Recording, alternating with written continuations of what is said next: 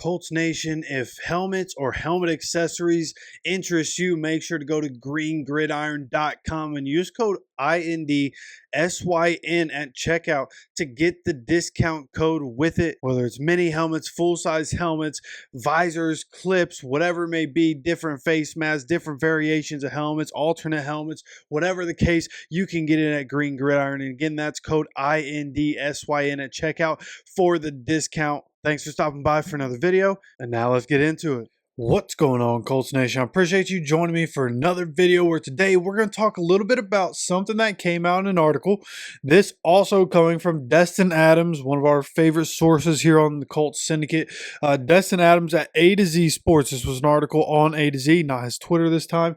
And it was something about what Dan Skipper had to say. And Destin Adams is getting this excerpt from, I believe, an ESPN article that from Kaler, I think that's how that's pronounced, but nonetheless, it was about Dan Skipper, who has become, the most famous sixth O lineman in the NFL, right over there with the Lions, and everything that he's become known for, dating back to last season with the penalty. I can't remember exactly what it was off the top of my head right now, but some sort of penalty and took away a really good play, and whatever the case may be, a lot of people like Dan Skipper. He's been around the NFL, 6 different teams that he's been on, and actually 7 teams, I believe, right? I believe it's 7 teams, but been cut 6 different times as he continues to reside with the Lions. And what he had, and if Colts fans might not even know this name.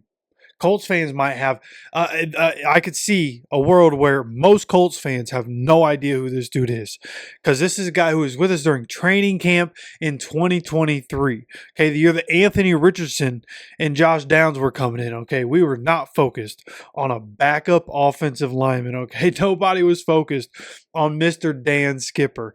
But nonetheless, Dan Skipper, he spent training camp with us. I believe it was August 1st, August 29th. I'm almost certain those are the dates. And then he ends up, getting released, gets signed back onto the practice squad, is there for a few days, and then gets released. Happens a lot, right? That's a lot of guys in the NFL. That's their NFL story. And especially offensive linemen, they'll get cut when the team figures out what they want to do with the depth. A guy will get cut. Practice squad, might get cut from there, and then boom, all of a sudden you're on another team's practice squad just because you're an extra body. And it happens a lot. Dan Skipper, again, 6 different teams that he's been cut from. And here's where the issue lies, right, is because you have Chris Ballard, Shane Steichen, all the questions around those two people, obviously wanting Chris Ballard to be replaced. It seems like Colts Nation was pretty split on Shane Steichen being replaced. And my thing with Shane Steichen, I think he tries to do what's best for the players. He tries to protect the players and protect the team, and tries to protect all these guys, and just continues to put his foot in his mouth, not saying the right things in the media. I think that's his problem. I don't know if Shane really has as many issues as we think he does. I think speaking to the media is just a pretty massive one. And he needs to figure out the right things to say, to come out and say, well, not everybody's going to be on time all the time. Like, either we're really like that, and in 2025, we're not going to be any different than we were in 2024, or, he's just trying to protect his players. They're going to get the messaging right. They're going to get the building right, sign the right vets, do what they need to do, and be able to go forward and figure it out. Right, so there are all these question marks, and then there's this that comes out. Okay, and this is the quote, and this from, again, Kaler, says, quote, 6 times in his career, talking about Dan Skipper, 6 times in his career, he'd gotten the call during camp to come in and see the general manager or the head coach, or both, and get the bad news. But Skipper says that the way the Colts handled it last season, quote, really stung. Instead of hearing it from head coach Shane Steichen or general manager Chris Ballard, Skipper says a pro personnel guy did it. And then Dan Skipper had a quote here, says, if you're going to fire me, at least be man enough to have the head man fire me. It's just... Boy, that's quite the issue to have pop up. I mean, what a ridiculous thing to have happen. Like, it's a player getting fired from the team, the general manager or the head coach isn't firing. That just, like, you don't really even have to know much about how any of it works to just think that one of those guys, those are the guys you hear about all the time, those are the ones that should probably be making that decision. And at the end of the day, that's not happening. How often does that happen is what I want to know. I want to know, do other players in the past, will anybody else hear about this and be like, oh, yeah, they did the same thing to me too? Like, is this a common practice? Why did they do it with Dan Skipper? What's the situation, right? What is the reasoning that we have a pro personnel guy going up to a player and saying, hey, bro, you're off the team, turn in your playbook, right? Like, are they grooming this guy, player personnel guy, for something bigger? Is there a reason that they're doing this? And I really don't think there has to be a reason, or the need needs to be there. It's pretty simple. The boss should be the one firing the employee, not one of the employees firing one of the employees. Like, that just seems weird, right? And like, when you think about it, like, of course the Ursays are the boss, but Chris Ballard is the boss. Shane Steichen has to report to him, but I think Chris Ballard does a good job of letting Shane do his job. So they're both kind of the bosses in their own right. It's like, bro, like, what are we doing? It's like, just misstep after the offseason just started.